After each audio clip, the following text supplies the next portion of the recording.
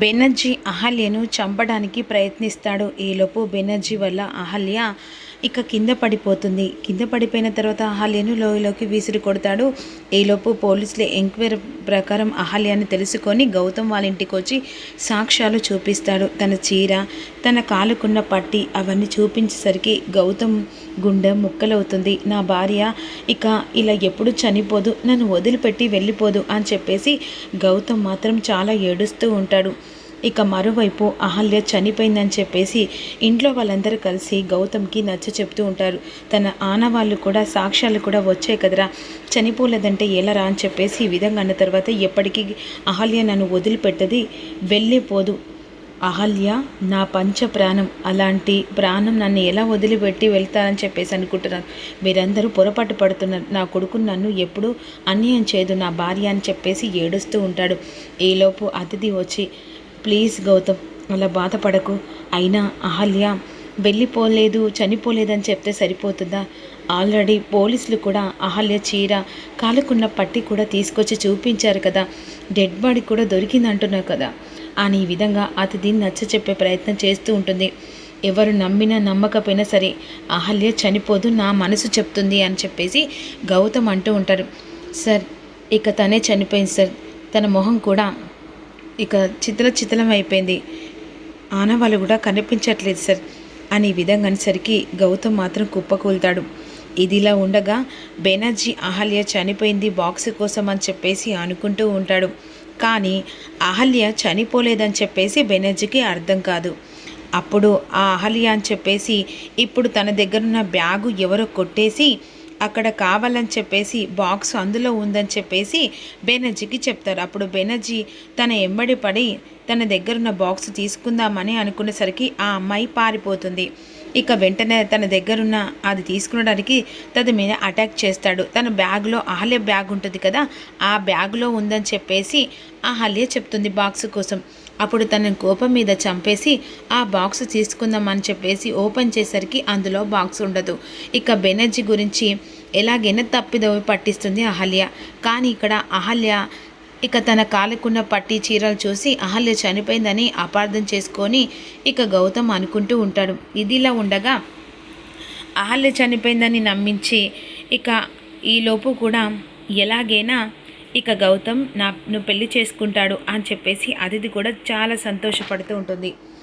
ఇక వెంటనే బెనర్జీ ఫేస్ మొత్తం తీసుకొని వచ్చి, ఏమేం చెల్లమ్మా, ఏం జరిగిందంటున్నాగా, అన్నయ్య ఆ మార్క్స్ అతను వచ్చాడు, నన్ను చంపే ప్రయత్నం చేశాడు, కానీ నేను ఒక అబద్ధం ఆడి అతన్ని తప్పుదోవ పట్టించాను. ఓ, నువ్వు నాటకం ఆడిచ్చావా, దాన్ని ఉచితార్థంగా చంపానే అని బెనర్జీ మనసులో అనుకుంటాడు. సారీ చెల్లమ్మ, బయట పనుందని చెప్పేసి వెళ్ళాను, కానీ నీకు ఇంత ప్రమాదం వస్తుందని అస్సలు అనుకోలేదు. సరే చెల్లమ్మ, చాలా జాగ్రత్తగా ఉండు అని బెనర్జీ వెళ్ళి ఇక లోపల లాక్ చేసుకొని, ఇక అహల్య నువ్వు తప్పుదోవ పట్టించావని నేను ఎక్స్పెక్ట్ చేయలేదు, ఛీ అని చెప్పేసి చాలా ఇరిటేట్ పడుతూ ఉంటాడు. తెల్లారితే అహల్య మార్కెట్కి వెళ్తూ ఉంటుంది. ఆ సమయంలో ఇక అతిథి కూడా హాస్పిటల్కి వెళ్తున్న సమయంలో అహల్యను చూస్తుంది. గుండెలు పగిలిపోతాయి. అదేంటి, అహల్య చనిపోయింది కదా, అహల్య నేను చూసింది అని చెప్పేసి కాల్ స్టాప్ చేస్తుంది. అహల్య మార్కెట్లో కూరగాయలు తీసుకుంటుండగా ఇక వెంటనే అహల్య బ్రతుకున్న విషయం గౌతమ్కి తెలిస్తే అప్పుడు నా పరిస్థితి. ఇప్పుడు సంతోషంగా గౌతమ్ చేత నేను 3 ముళ్ళు వేయించుకోవాలనుకున్నా, కానీ గౌతమ్ అహల్య బ్రతుకున్న విషయం తెలిస్తే నో, మళ్ళీ నాకు జీవితం అనేది రాదు. ఎట్టి పరిస్థితిలో అహల్య బ్రతుకున్న విషయం తెలియకూడదు.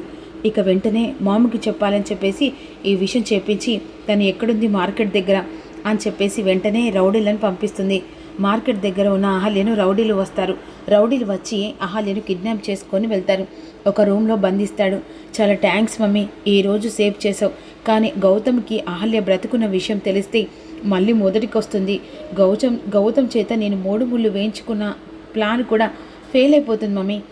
సరే, ఎలాగైనా సరే అది బ్రతికున్నా చచ్చినట్టే శవం కదా, అలాగే దాన్ని చంపేస్తే సరిపోతుంది కదా. ఆల్రెడీ జనాలందరూ అహల్య చనిపోయింది అనుకుంటున్నారు కదా బేబీ.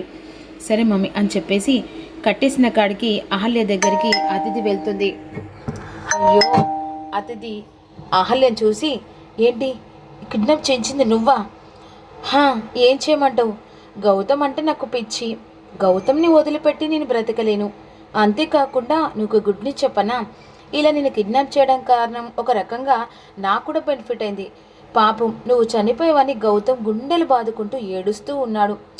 అసలు మన ఈ ధ్యానంలో లేడు, కానీ ఎలాగైనా సరే గౌతమ్ని నీ పేరు మరిచేటట్టు, ఇక అతిథి అని పేరు గుర్తుకొచ్చేలా 24 అవర్స్ నా చుట్టూ తిరిగేలా చేసుకుంటాను. కానీ ఎనీ టైం నువ్వు చనిపోయావని వార్త తెలిసిన తర్వాత నేను చాలా హ్యాపీ అయ్యాను. కానీ అన్ఎక్స్పెక్టెడ్గా నువ్వు మళ్ళీ ఎదురు పడతావని అనుకోలేదు. చనిపోయిన దానివి చనిపోయినట్టుండగా రోడ్డు పట్టుకొని తిరుగుతావేంటి? అతిథి, నోరు అదుపుతో పెట్టుకో. గౌతమ్ నేను పెళ్లి చేసుకున్నాను. ఇప్పుడు గౌతమ్ నా సొంతం.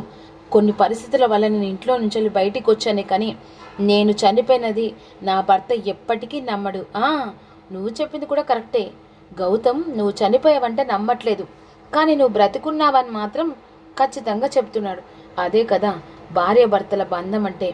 అయినా నమ్మకం ఉంది కదా, నువ్వు చనిపోయావని అందరికీ తెలిసింది కాబట్టి. అందుకే నేను ఇలా కిడ్నాప్ చేసి ఏదో టైం చూసి చంపేస్తాను. ఆ తర్వాత నా లైన్ క్లియర్ అవుతుంది. గౌతమ్ చేత నేను 3 ముళ్ళు వేయించుకుంటా. ఎలా ఉంది? ఈ దెబ్బకి 2 పిట్టలు. ఆ తర్వాత గౌతమ్ని పెళ్లి చేసుకొని అడ్డుకున్న బాబును అనాథాశ్రమంలో వేస్తా. ఆ తర్వాత గౌతమ్తో లైఫ్ని మొదలు పెడుతూ ఉంటాను. కానీ నేను అనుకున్న కళ ఇంత తొందరగా నెరవేరుతుందని అస్సలే అనుకోలేదు. కానీ నువ్వు అనుకున్న కళ నెరవేరదు అతిథి. నా భర్త దగ్గరికి మళ్ళీ నేను తిరిగి ఆ ఇంట్లో అడుగు పెడతాను. ఆ తర్వాత నువ్వు అనుకున్న కళ కళలాగే కరిగిపోతుంది. నీకు అంత ఛాన్స్ ఇవ్వను కదా అహల్య. ఎందుకంటే ఇప్పుడు నేను కిడ్నాప్ చేసి పెట్టింది గౌతమ్ దగ్గరికి పంపించడానికి కాదు, నీ ప్రాణం తీసి గౌతమ్కి నేను గిఫ్ట్గా పంపించడానికి. ఆల్మోస్ట్ నువ్వు చనిపోయావని జనాలందరూ నమ్మేశారు, ఇంట్లో వాళ్ళు కూడా నమ్మేశారు. కాస్త గౌతమ్ కోలుకోవడం చాలా ఇబ్బందికరం, బట్ నేను మాత్రం హ్యాండిల్ చేశానంటే గౌతమ్ తిరిగి మళ్ళీ నన్నే ప్రేమించేలా చేసుకుంటా. Wish good luck. అండ్ ఇక్కడి నుంచే నువ్వు వెళ్ళే ప్రసక్తే లేదు చావుతో పాటుగా అని వదిలిపెట్టు అతిథి అని చెప్పేసి అరుస్తుంటుంది. అరే, ఎట్టి పరిస్థితుల్లో అది తప్పించుకునడానికి వీలేదురా. సరే మేడం అని అతిథి అక్కడి నుంచి వెళ్ళిపోతుంది. ఇక ఇంటికి వెళ్ళేసరికి గౌతమ్ చాలా ఏడుస్తూ ఉంటాడు. గౌతమ్ ఇలా ఏడుస్తుంటే బాబు చూడు ఎంతలా గుక్కపట్టి ఏడుస్తున్నారో. కనీసం నువ్వు అర్థం చేసుకో. చనిపోయిన అహల్య తిరిగి మళ్ళీ వస్తుందా? ఇక ఇప్పటికైనా అర్థం చేసుకోరా అతిథి మనసు. ఇక అహల్య చనిపోయినా కూడా ఎట్టి పరిస్థితుల్లో తను నేను ఇబ్బంది పెట్టట్లేదు. అందుకేరా ఇప్పటికైనా నీ కోసం కాకపోయినా కనీసం నీ కొడుకు గురించైనా ఆలోచించరా అని ఇక భానుమతి అంటుండగా, ఇక నానమ్మ చెప్పింది నిజమేరా అని చెప్పేసి ఈ విధంగా అర్జున్ ప్రసాద్ సుభద్ర అంటూ ఉంటాడు. మరి గౌతమ్ ఆలోచిస్తాడా అనేది తెలుసుకుందాం.